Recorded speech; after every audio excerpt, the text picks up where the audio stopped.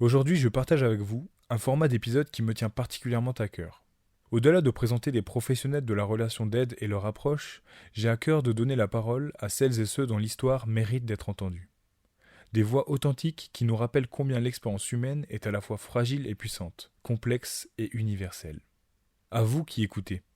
Cette histoire contient des passages difficiles, mais qui toutefois font partie de la vie. Elle résonnera peut-être avec votre propre vécu, vous rappellera quelqu'un de votre entourage ou vous offrira simplement une perspective nouvelle sur les défis que nous pouvons tous traverser. Je vous demande de l'écouter avec respect et bienveillance.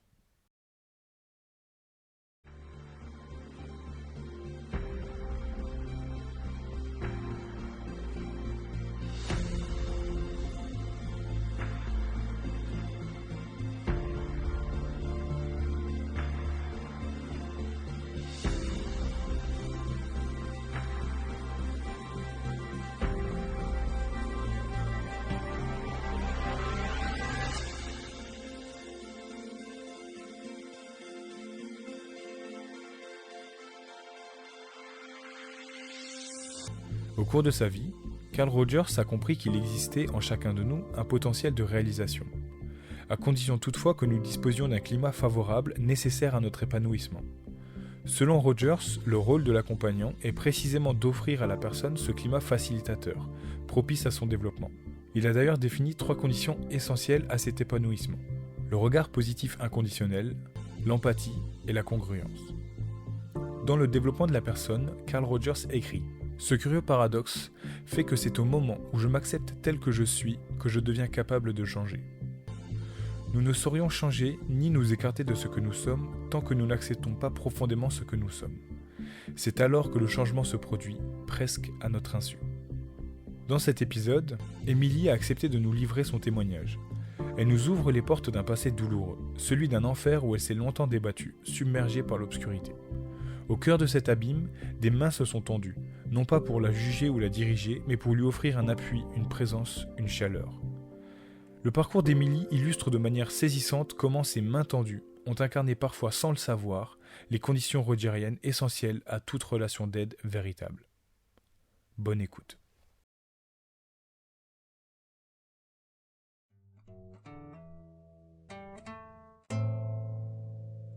Je pense que je me suis toujours sentie un peu différente et je comprenais pas forcément pourquoi, mais malgré tout, voilà, j'étais toujours la petite fille parfaite, jamais rien qu'allait pas, je travaillais super bien à l'école, je faisais toujours ce que tout le monde attendait de moi, toujours voilà, une petite fille un petit peu réservée, mais assez timide, mais tout le temps au top. À l'âge de 8 ans, j'étais en CE1. J'ai une autre copine qui m'a bousculée, qui m'est tombée dessus dans la cour et du coup elle m'a cogné le pouce et j'avais le pouce qui était un petit peu enflé. J'avais mal mais sans plus. La maîtresse, elle s'est attardée sur moi, elle a été tellement gentille avec moi ce jour-là. Elle a écrit à ma place, t'es sûre que ça va, tout. Enfin, je me suis sentie exister à ce moment-là. Et je me suis dit, ouais, c'est formidable. Et donc, je rentrais de l'école, j'habitais pas loin, je rentrais à pied toute seule. Et je voyais bien que mon pouce, il y avait rien, quoi. Au final, c'était juste un bleu. Et puis que c'était sans gravité. Et que le lendemain, tout redeviendrait normal. Et j'avais du mal à accepter ça. Parce que ça avait été tellement agréable, ce moment où on s'occupait de moi, plus que la normale. Que quand je suis rentrée, j'ai pas fait de bruit. Je suis allée dans le garage, tout doucement, sans que personne n'entende chez moi. J'ai pris une bûche de bois et je me suis cassé le pouce. Et à ce moment-là seulement, je suis repassée par la porte d'entrée, comme si je venais de rentrer de l'école, grand sourire, en disant à ma maman, je suis tombée à l'école, je me suis fait mal. Donc forcément là, c'était vraiment pas très beau le pouce, donc maman m'a emmenée aux urgences, j'ai eu une attelle, j'avais le pouce cassé. Quand je suis retournée à l'école, c'était vraiment bien parce que tout le monde était gentil, tout le monde qu'est-ce que t'as fait En fait, on s'intéressait enfin à moi parce que j'avais une blessure. Et ça a été vraiment un premier déclencheur dans ma vie en fait. Je me suis dit tiens, d'avoir quelque chose qui fait mal, ça fait que les gens s'intéressent à nous. Et ensuite, forcément, mon pouce a guéri et j'ai repris cette place assez insignifiante pour moi. et ce mal-être s'est réinstallé. Ça arrive au collège que où c'est que là c'est encore plus grand et puis que c'est encore plus dur de trouver sa place et puis que je me suis sentie encore plus différente malgré la multitude et je trouvais pas quelqu'un, j'avais pas d'amis. Et c'est là que j'ai commencé à me mutiler beaucoup plus régulièrement. Et j'emmenais une lame de cutter et je l'ai fait au collège, à des sorties et même devant les autres. Et là, ça a plus eu le même effet en fait. Ça a été plus, je suis un peu passée pour la folle du collège. J'ai été assez rejetée à ce moment-là. Et du coup, après, je le faisais en cachette et je racontais des histoires. Il m'est arrivé ça, je me suis cassé la pommette et je disais que j'étais tombée de l'escalier. Et j'avais toujours des excuses ou alors je faisais des endroits qui se voyaient pas. Et c'est là que je me suis quand même rendu compte que peut-être... Parce qu'au final, il n'y avait même pas d'intérêt pour les autres, puisque les autres non plus le voyaient pas. Mes parents m'ont quand même emmené voir des psychologues, parce qu'ils ont bien compris qu'il y avait peut-être quand même un problème. Et là, la seule réponse que j'ai eue, c'est que j'étais dépressive. Et ils m'ont même donné des traitements. Enfin, je pense que ça m'a pas forcément fait du bien, parce que... Au final, moi j'attendais des réponses, je voulais être comprise, et tout ce que j'ai eu, c'est que j'étais malade, quoi. Que j'étais un problème en fait. C'était moi le problème. Voilà, j'avais une étiquette, à 12 ans, on m'avait collé cette étiquette, quoi. J'ai encore moins trouvé ma place, je me suis encore sentie plus mal. J'ai commencé à plus du tout travailler à l'école, à plus rien faire, à devenir un peu rebelle. Ensuite, il y a eu l'entrée au lycée, où c'est que là, moi ça a été vraiment pas mieux. J'ai plus. En fait, j'avais la haine contre le monde entier, quoi, contre la société, parce que j'avais l'impression que c'était toujours la faute des autres si personne me comprenait, quoi. Je comprenais. Enfin, à l'école, je n'avais pas de mal à comprendre, c'était volontaire que je saccageais tout, tous mes résultats, tout, parce que je voulais avoir des réponses, je voulais qu'on m'aide, et personne m'aidait en fait. À part, j'étais toujours rejetée, j'étais la folle, la cinglée. J'ai fait ma première TS, j'avais 16 ans. J'avais pris des médicaments. C'est ma maman qui m'a trouvé le matin dans mon lit et qui a appelé les pompiers. Bon, au final, il n'y avait rien de grave en soi. Je me rappelle plus trop ce qu'il y a eu derrière. J'étais quand même inconsciente, mais pas longtemps. Donc là, c'est là qu'ils ont proposé à mes parents de signer des papiers pour me mettre en hôpital psychiatrique. Ce que mes parents ont fait, parce qu'au final, ils n'avaient pas non plus d'autre choix. C'est soit on enferme votre enfant, ou soit vous êtes responsable et puis vous l'amenez pas parce qu'il va se retuer, quoi, en gros. Et c'était vraiment pour moi terrible de partir en hôpital psychiatrique parce que ça voulait vraiment dire que j'étais folle cette fois. Ça a été vraiment quelque chose de très très dur pour moi. Et au final, une fois à l'hôpital psychiatrique, je me suis pas sentie si mal que ça. Parce que pour la première fois, j'ai eu des gens, alors pas les soignants, mais les patients, qui m'ont accepté.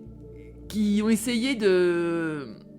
Enfin, pas de me comprendre, mais en tout cas qui s'en fichaient de ce que je pouvais faire ou du mal-être.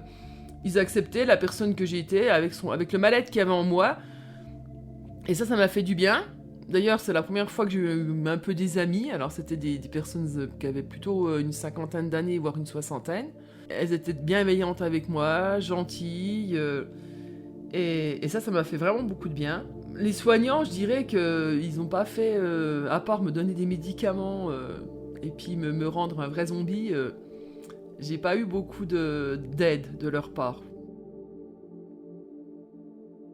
Du jour au lendemain, comme ça, je crois que j'ai dû faire un mois là-bas.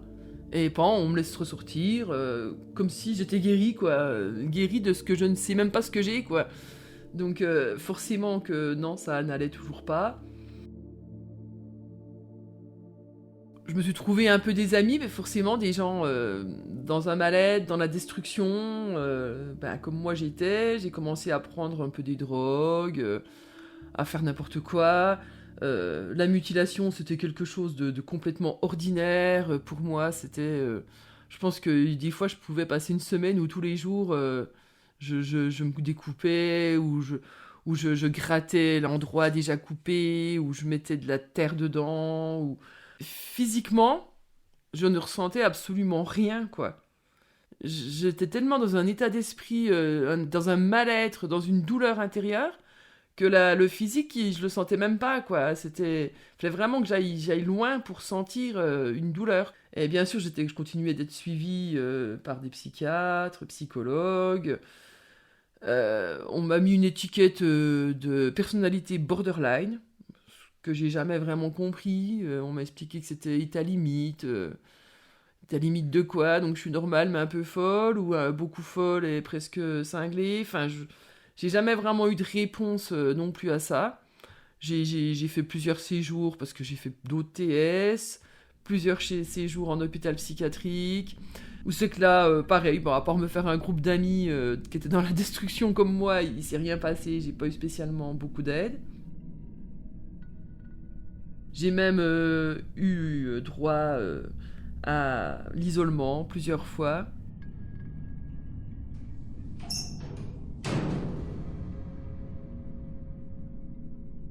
Alors ça, c'est vraiment quelque chose de terrible. Parce qu'en fait, vous êtes déjà... quand vous êtes en hôpital psychiatrique, en tout cas dans mon cas, j'ai déjà aucune estime de moi, aucun respect pour moi, aucune confiance en moi. Et là, ils se mettent à plusieurs pour vous tenir, vous déshabiller, vous enlever les boucles d'oreilles, le moindre truc.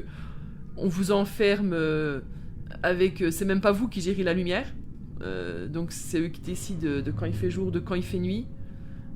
Pour aller aux toilettes, c'est compliqué. Il n'y a pas de toilette non plus dans la pièce. Il n'y a qu'un lit qui est scellé au sol, avec des murs capitonnés, parce que des fois, ils prennent l'envie de vous taper dans les murs.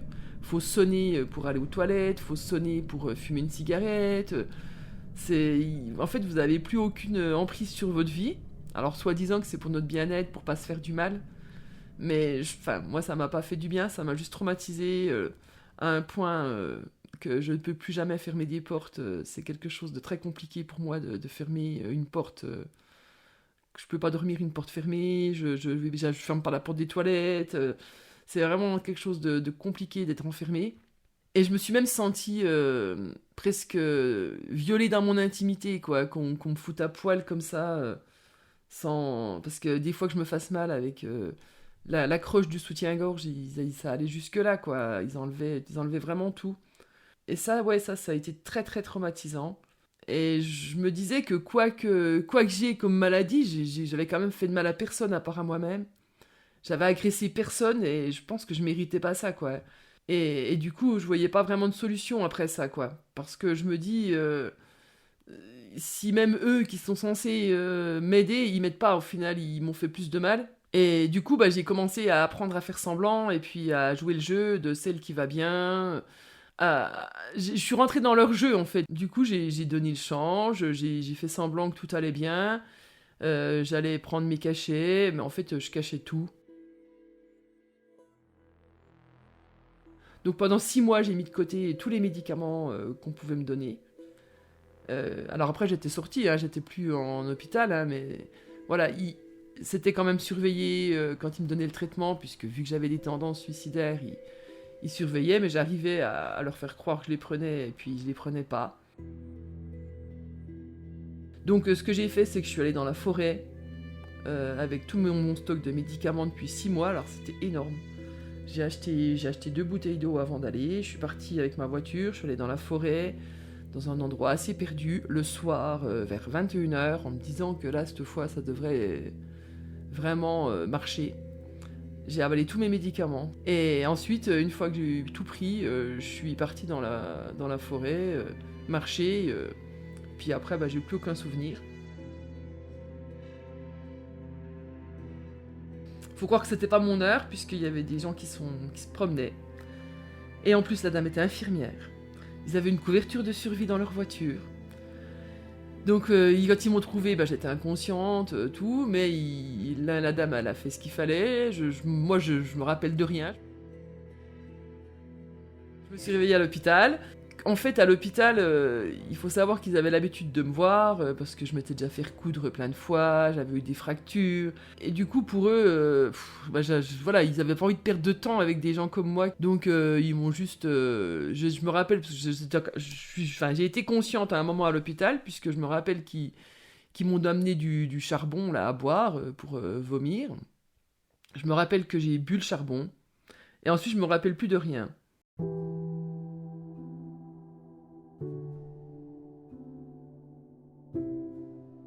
Je me suis réveillée à peu près, je pense, une semaine plus tard. J'étais à l'hôpital, j'avais été transférée dans une plus grande ville. J'avais une perfusion dans la carotide.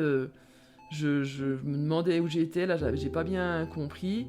Et c'est là qu'on m'a expliqué que j'avais vomi, que j'avais eu beaucoup de vomi qui était dans les poumons, que j'avais une grosse infection dans les poumons, que j'avais été dans le coma avec pronostic vital engagé pendant une semaine, que j'étais piquée dans la carotide parce que j'étais en état de choc, ils avaient pu piquer nulle part ailleurs.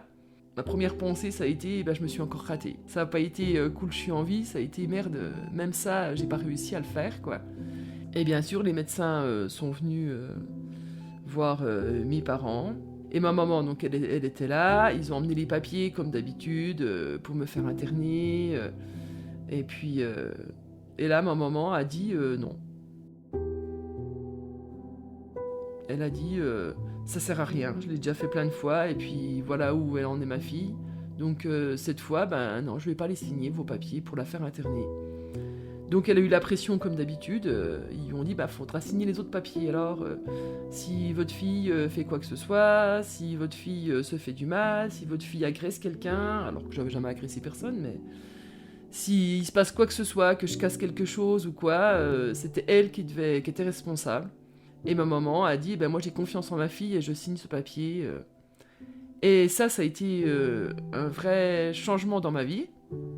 J'étais plus la seule responsable. Quelque part, le fait qu'elle m'ait fait confiance, je me suis dit, on fait pas confiance à des fous. Donc si elle m'a fait confiance, c'est que ma maman, en tout cas, elle sait que je suis pas folle. De me sentir juste acceptée, alors que ma maman j'ai jamais été rejetée par ma famille, hein. Mais de me sentir, c'est une acceptation supplémentaire, se dire, moi je signe, je sais que ma fille, elle vaut mieux que ça, quoi. Ça m'a vraiment donné une force où c'est que je me suis dit du coup j'ai plus le droit de faire toutes mes conneries, quoi. Il faut que j'accepte d'être je suis comme ça, je suis mal dans ma peau, j'arrive pas à trouver un sens à ma vie, mais faut que j'arrête de vouloir y mettre fin ou d'être en colère contre le monde entier à cause de ça.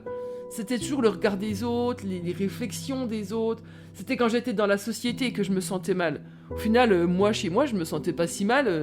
J'étais quelqu'un normal, quoi. Mais du moment que fallait que je fasse face à la société, c'est là qu'on me renvoyait que j'étais pas normale et c'est là que je me sentais différente. Donc c'est là, à partir de là, que je me suis complètement renfermée chez moi.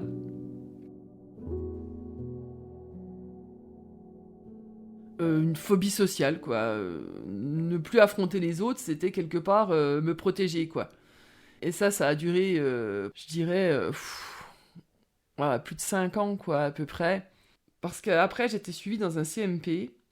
Et là, par contre, j'ai quand même eu beaucoup plus d'aide au niveau des soignants. Enfin, parce qu'il y avait vraiment une équipe... ils étaient jeunes, ils étaient assez à l'écoute... En fait, dans ce CMP, les patients étaient mélangés aux soignants. Il n'y avait pas une barrière. On faisait des jeux de société, on faisait des journées cuisine, des choses comme ça. Les soignants, ils faisaient la même chose que nous, quoi. On se sent plus à égalité que assis chacun d'un côté d'un bureau, celui qui a raison, puis celui qui est malade, quoi. De faire des activités avec les soignants, du coup, on rentre plus dans un échange. Et c'est là que j'ai commencé pas à comprendre ce que j'avais, pas à comprendre pourquoi je me sentais mal, pas à comprendre qu'est-ce que j'avais de différent, qu'est-ce qui tournait pas rond, mais à comprendre que me mutiler, au final, ça me faisait du mal à moi, à ma famille, aux gens qui m'aimaient, et qu'au final, les autres que j'avais l'impression de le faire pour eux, ils s'en fichaient, quoi. Voilà, ça m'a aidé à accepter d'être différente, à me dire que, voilà, c'était comme ça. À arrêter de chercher des réponses, en fait. Parce que je me suis dit, bon, bah maintenant, je suis comme ça, je serai comme ça toute ma vie. De toute façon, je finirai bien par mourir, comme tout le monde. Ça sert à rien que je continue à faire des TS. La mutilation, ça sert à rien non plus, parce que de toute façon, ça a plus du tout le même effet. Tout le monde s'en fout royalement, quoi, à part mes parents qui m'aiment. Les gens, en fait, ils me rejettent encore plus. Voilà, avec l'aide de CMP, j'ai arrêté la mutilation. Ça a été terrible. Ça a été perdre ma meilleure amie. Je l'ai vécu comme un deuil. Je n'avais plus d'armes, en fait. C'était ma seule arme pour arriver des fois à combattre mon mal-être intérieur. Et du coup, là, je l'avais plus. Donc ça a été... ouais, c'est vraiment quelque chose qui a été hyper, hyper difficile. Je dirais que, ouais, vraiment un deuil. Et même encore aujourd'hui, quand j'y pense, c'est quelque chose qui va me manquer toute ma vie, quoi. Tellement c'était quelque chose qui me soulageait, quoi. J'ai passé quelques années comme ça à faire juste, j'avais pas de travail, j'allais plus à l'école, je faisais juste chez moi le CMP. J'avais rencontré un peu des amis, même presque de mon âge au CMP. J'avais une petite vie toute simple, un peu rangée, mais pas une vie non plus. Enfin, je me sentais pas bien quand même de toute façon, et puis rejetée de la société de toute façon. Et puis un beau jour, j'ai rencontré celui qui va être mon mari bientôt d'ailleurs. Alors lui, il s'est retrouvé dans un CMP juste comme ça peut arriver à plein de gens dans des épisodes de la vie après un divorce difficile. Il a fait une dépression et donc il a eu besoin de ça pour rebondir. Et lui, c'était un passage dans sa vie. On s'est mis ensemble. Alors ça n'avait pas été facile au début, puisque moi, de toute façon, j'étais persuadée que personne ne pouvait m'aimer. De toute façon, je m'aimais déjà tellement pas que c'était dur d'imaginer qu'on puisse m'aimer. Donc j'étais beaucoup... j'ai été assez violente avec lui au départ. Alors pas violente... violente à lui dire tu peux pas m'aimer, je suis qu'un déchet... voilà, tu t'imagines même pas de quoi je suis capable. Si tu fais quelque chose qui me plaît pas, je suis capable de sauter par la fenêtre ou de prendre un couteau. Enfin, je lui ai fait hyper peur. Il est quand même resté. Alors, je lui ai proposé, du coup, le truc ultime pour moi. Je lui ai dit, bah, si tu m'aimes tant, bah, viens, on se tue ensemble. Un peu Roméo et Juliette, quoi. On s'aime à la vie, à la mort. Et lui m'a répondu, non. Par contre, si tu veux, on fait un enfant.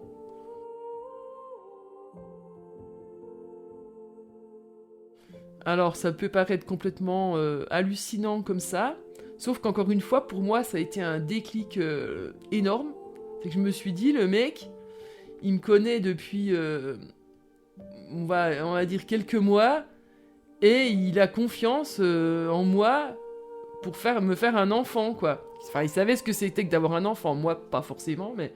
Enfin, il m'a proposé, en fait, l'inverse, au lieu de rentrer dans ma destruction, il m'a proposé la vie. Une option que j'avais jamais envisagée au final. Et je me suis dit, pourquoi pas. Donc je suis tombée enceinte, j'ai arrêté tous mes traitements, parce que bien sûr, pour la grossesse, c'était hyper important pour moi que je mette surtout pas en danger la vie de mon bébé. J'ai arrêté tous mes traitements et bizarrement, je me suis pas sentie plus mal, j'ai même pas eu de mal à arrêter.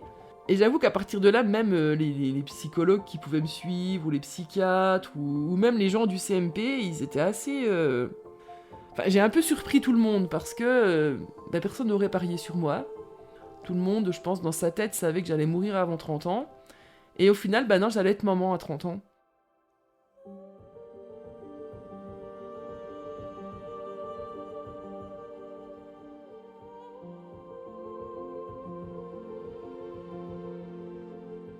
Je pense qu'il y a déjà peut-être des gens qui se sont remis en question à se dire, mais attends, elle avait ci, elle est borderline, elle est ça, on n'en guérit pas comme ça, surtout sans traitement.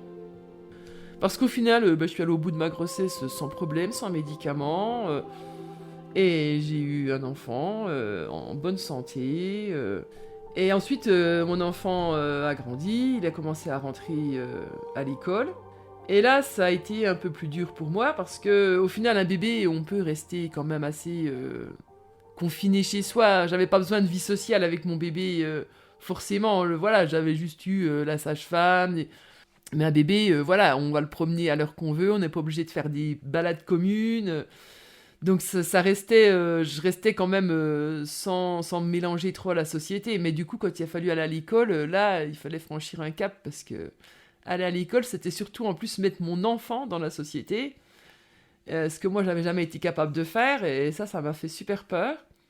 Et du coup, mes craintes sont avérées justifiées puisque à 4 ans, mon fils voulait plus aller à l'école, se faisait vomir. Il était dans un mal-être d'un petit de 4 ans qui va pas bien. Et ben, bien sûr, ma première pensée, ça a été, de toute façon, voilà, je t'avais dit que j'étais folle, tu vois, j'ai fait un gamin qui va pas bien non plus, quoi. J'aurais jamais dû, c'était une erreur. Enfin, je m'en suis énormément voulu. Je me suis dit, j'avais pas le droit, je savais que j'aurais jamais dû. Et je me suis dit, je veux pas qu'il vive ce que j'ai vécu. Franchement, c'est trop un enfer. Donc je me suis beaucoup documentée toute seule parce que forcément j'avais pas envie d'aller appeler un psychologue le premier qui vient. J'avais bien vu les résultats sur moi. J'ai beaucoup fait de recherches sur internet en tapant mon fils fait vomir, mon fils veut pas aller à l'école, des choses comme ça. Et je tombais tout le temps sur une page de l'AFPAS, qui est l'association française pour les enfants précoces. Ça m'énervait, je me disais mais moi je suis en train de noter des informations comme quoi mon fils est en mal-être, il va pas bien, et eux, ils me parlent de haut potentiel intellectuel, d'enfants surdoués, de choses comme ça. Donc j'ai trouvé un numéro de téléphone sur ce site et j'ai appelé, énervé, pour leur dire que je trouvais ça honteux et inadmissible. Je leur ai un petit peu craché tout mon venin. Et en face, j'avais une dame bienveillante qui m'a écoutée jusqu'au bout pour me dire à la fin que j'étais vraiment au bon endroit en fait. Certainement que moi aussi, la même précocité que mon enfant, que j'avais pas été détectée et que ça avait dû faire beaucoup de dégâts dans ma vie. Et là, ça a été un petit peu bizarre pour moi. Je me suis dit, qu'est-ce qu'elle raconte? Elle est folle. Alors là, je lui ai expliqué, mais madame, j'ai même pas de bague, j'ai rien du tout. Qu'est-ce que vous me parlez de surdoué? Et elle m'a expliqué que le haut potentiel, c'était pas vraiment ce qu'on croyait ou ce qu'on disait à la télé ou compagnie. Et elle m'a dit qu'elle pensait vraiment que mon fils, ça devait être ça, parce que c'était assez typique ce comportement, du coup. Elle m'a orientée vers une neuropsychologue pour passer des bilans, parce qu'elle m'a dit il n'y a que ça, en fait, qui va vraiment donner des réponses. On y est allé, donc mon enfant a passé ses bilans et c'est avéré qu'effectivement il était HPI, donc au potentiel intellectuel. La neuropsychologue m'a dit que moi aussi. Et au final, elle m'a expliqué ce que c'était vraiment le HPI et quels sont les dégâts que ça peut faire lorsqu'il n'est pas détecté. Et au final, j'ai eu l'impression qu'elle me racontait ma vie sans la connaître, quoi. Et du coup, à partir de là, ma vie, elle a vraiment changé. Déjà dans le sens où je me suis dit, moi, je vais me battre pour que mon enfant, il ait pas du tout la même vie que moi. Si, voilà, toutes ces épreuves que moi j'ai traversées, je vais lui éviter en l'aidant et en... En fait, lui, à 4 ans, eh ben, il a compris pourquoi il n'était pas bien avec les autres, pourquoi il se sentait différent. Le fait de le savoir et de comprendre, ça a été vraiment différent pour lui. Puisque il a sauté une classe, il en a même sauté une deuxième après. Il a des copains, voilà, il arrive. J'ai été là pour lui quand il y avait besoin, puisque forcément il y a beaucoup d'angoisses qui vont avec le HPI. Avant même qu'on sache qu'il était HPI, il avait fait un petit stage de théâtre et la prof l'avait repéré en me disant faudrait le mettre à la rentrée au théâtre. Et là, moi, ça m'a fait énormément peur, parce que je me suis dit, en fait, elle prenait les enfants qu'à 8 ans, donc je vois pas pourquoi le mien qui avait 4 ans, elle voulait le prendre. Je me suis dit, qu'est-ce qu'elle veut à mon gamin, elle? Il est déjà pas forcément bien dans sa peau, elle va en profiter, elle va me le détruire. Donc je me suis inscrit au théâtre pour voir ce qui s'y passait, pour connaître cette femme. Et ça a été la première fois de ma vie que je retournais dans un milieu social, en fait. Et au final, ça fait 10 ans aujourd'hui que je fais du théâtre. Je peux être qui je veux, sur scène, sans jugement, sans rien. Je peux même rejouer l'ancienne que j'étais, Mais le théâtre, c'est la seule activité, du coup, où c'est que j'ai trouvé à peu près une place. Parce que, oui, la scène permet d'être qui on veut, quoi. Sans jugement, sans regard. Et ça, voilà, c'est grâce à mon fils, au final, puisque lui aussi fait toujours du théâtre, d'ailleurs. Et aujourd'hui, quand je repense à ces, je dirais, 25 années de souffrance, d'incompréhension, de mal-être, de destruction que j'ai passé, j'ai l'impression d'avoir fait un cauchemar déjà. Je pense que ce cauchemar, il va me hanter toute ma vie et j'ai très très peur d'un jour de retomber dans ce cauchemar et je fais très attention à ma vie. Je la garde la plus simple possible en fait.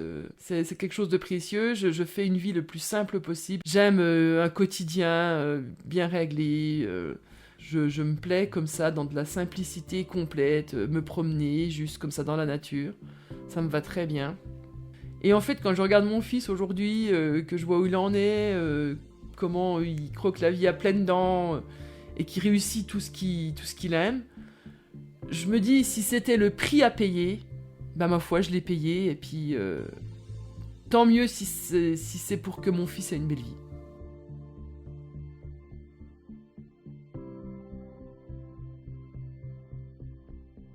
Émilie, merci infiniment d'avoir accepté de témoigner au micro d'ACP France Podcast.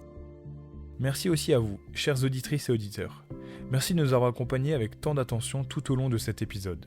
Si vous voulez soutenir ce projet, n'hésitez pas à partager et noter cet épisode. Pour en savoir plus sur l'organisme de formation ACP France, je vous invite à visiter le site www.acpfrance.fr. Quant à moi, je vous donne rendez-vous dans 2 semaines pour un nouvel épisode. D'ici là, prenez soin de vous.